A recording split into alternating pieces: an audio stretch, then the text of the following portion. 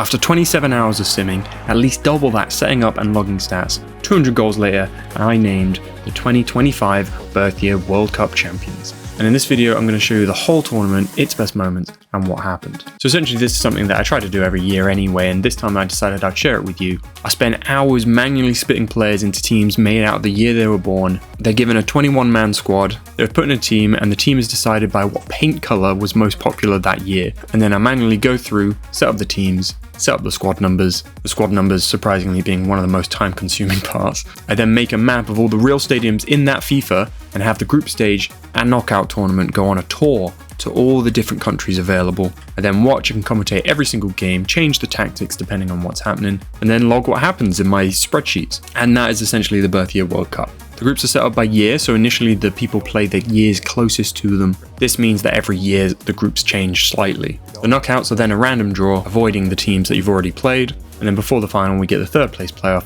but also the legacy trophy, which is the oldest team versus the youngest team, typically the team that's leaving the tournament and will never play again versus the newbies. And that's everything you need to know. I'm going to quickly rattle through the group stage. We're going to try and get through this quick because there's so many games and goals. But if you want to know more, like seeing the full squads, the full tactics and all of that is available on the second channel, Retro FIFA 2, linked in the description. That's 27 hours worth of videos for you on this topic. And then on the other hand, if you want to skip straight to the knockouts, you can do that by clicking the time codes below. So getting into Group A, this group features 2007 to 2004. For this group and this group only, by the way, I accidentally burnt in my face cam for some of the games, so bear with it for that. It's only going to be here for a second. So we start with 2007 versus 2004. It was Wharton who would win the ball back to allow Gittins to get the opening goal of the competition, and 04 would go on to win this game 4-2. Overall, the group went largely as expected, 2006 being the standout team, going unbeaten and scoring 11 goals in 3 games. 6-0. Endrick was the star of the group, getting 3 goals and 5 assists in that time. 2007 being the youngest team in the tournament, they did struggle, losing all of their games and only scoring 3. A particular disappointment was Yamal, who failed to turn up in any of the games, getting no involvements and an average rating of 6.7. It was Paez and Costulas who were actually doing the heavy lifting in that team, but it wasn't quite enough. Box. Oh my god. Oof. I thought they messed that up. So 2006 and 2005 advanced, with 2004 being in that speculative third place spot, because the best 4 teams that finish in that third place spot will qualify for the next round. So 2007 became the first team to officially exit the competition, but unlike others, we'll actually see them again in the Legacy Trophy. In Group B, we saw the introduction of players like Haaland, Vinicius Jr., Bellingham and Saka. The group opened strongly, with 2000 actually being 2-1 up in the 83rd minute, and a late comeback from 2003 saw them losing the match 3-2. Let's go! 2000 won the next game 6-1 though, showing how powerful having Haaland, Vinicius Jr. and Foden all in the same starting 11 can be, and they would end up qualifying in top spot. 2002 would exit bottom despite winning their last game against Bellingham's 03, who teeter in that third place spot. Group C had some amazing games, with 1998 going 3-0 down within 30 minutes of their opening game. 1998 being a team that contained Trent, Mbappe, Osimhen, Hakimi, Odegaard and Gyökeres, but in minute 54, Osimhen would get one back, but it took until the 77th for substitute Pulisic to make it 3-2, and Gyökeres would get the equaliser late on, only for this to happen in the 92nd minute. Oh, he's cut back. Here's Gyökeres. Here's Gyökeres. Incredible stuff. So 98 would go on to qualify top, 97 not winning a single game after that amazing start. They were good for 30 minutes. A standout from this group was Rafael Leao, Oh my god. who almost single-handedly got 99 their points to finish in that third place spot. Leao. Oh Leao. Oh Leao. Oh Leao. He's in the box. Oh my god.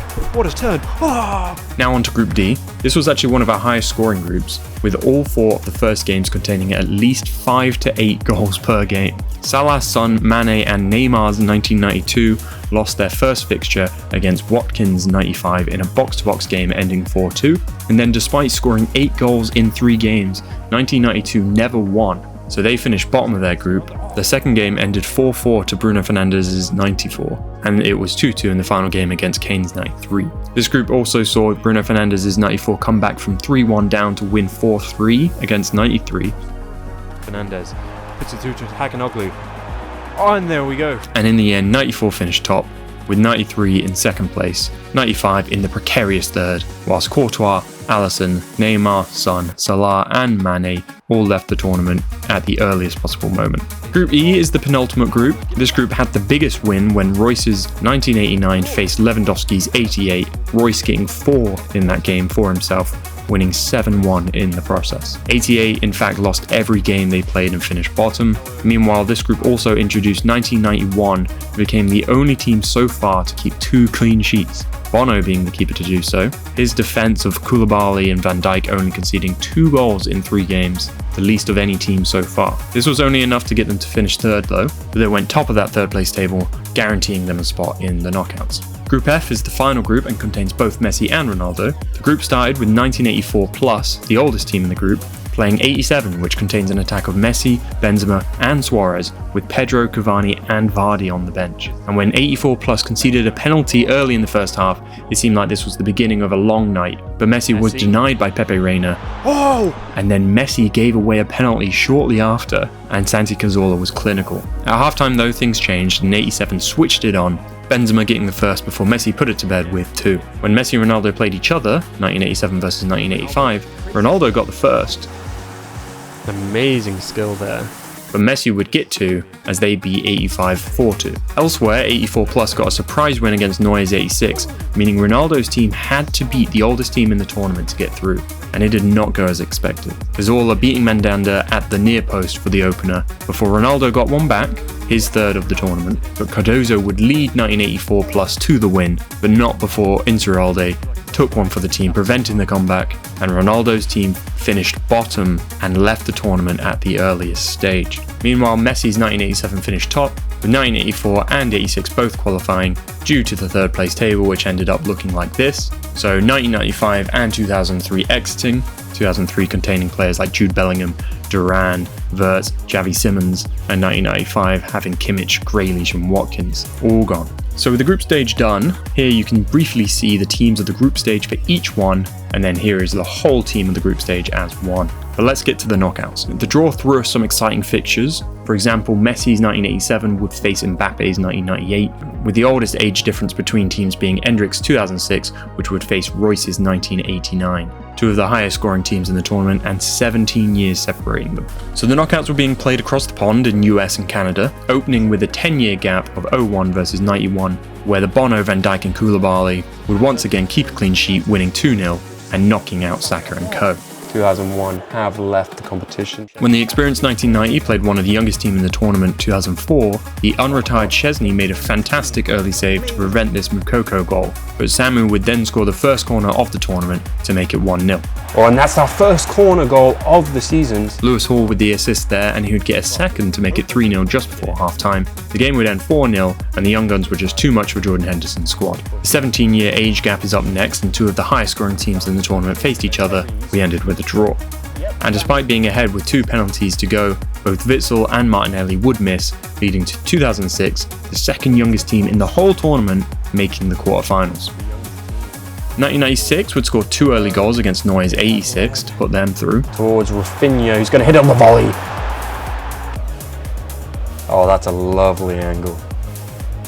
Roque Santa Cruz's elderly 1984 played the in their prime 99 and were well up to scratch, getting lots of chances throughout. Sandro Lopez, Santi Cazorla.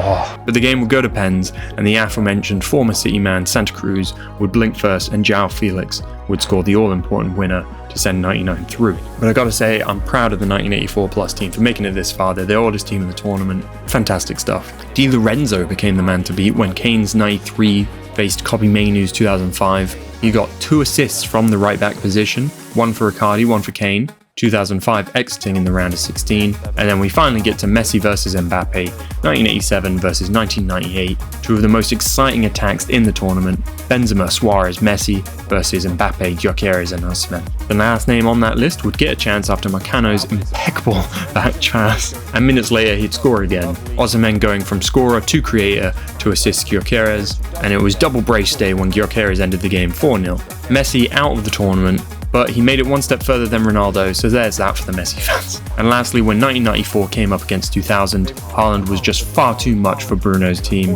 and scored all 4 to get them through. But, shock horror, I made a mistake. A player who received a red card and should have been suspended was allowed to play, Tchouaméni. So I realised I could take one of a few options. In a real competition, 2000 could have been ejected from the tournament for playing a illegal player, therefore giving 94 a bye to the next tie. However, because the mistake was obviously mine, I thought a mandatory replay would be fairer for both teams, allowing changes to your tactics if you want, but all stats scratched from the record with an asterisk. One caveat is the game would have to be played in a much smaller stadium in the next location of the tour due to short notice organising the fixture.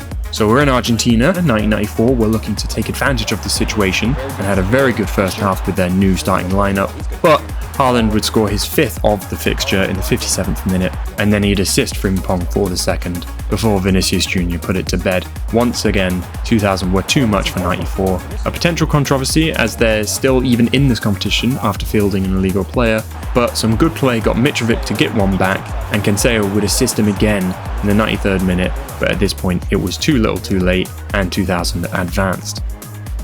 So this is how the draw came out for the quarters, all these teams now with reason to believe that they could go all the way. So at this point, I think I'm going to bring the episode to an end. So the quarterfinals, the semi-finals, and the finals can get the attention that they deserve. If you've made it this far, it means you've seen the summary of 45 games and we're starting to see some narratives evolve. If you're impatient, you can go check out the quarters and semis in full on the second channel, or see the final part of this series early by becoming a member, but otherwise you'll have to wait until Friday for the epic conclusion of this tournament. And also for those who were present in the streams, please no spoilers. But yeah, thank you so much for watching and I'll see you next time.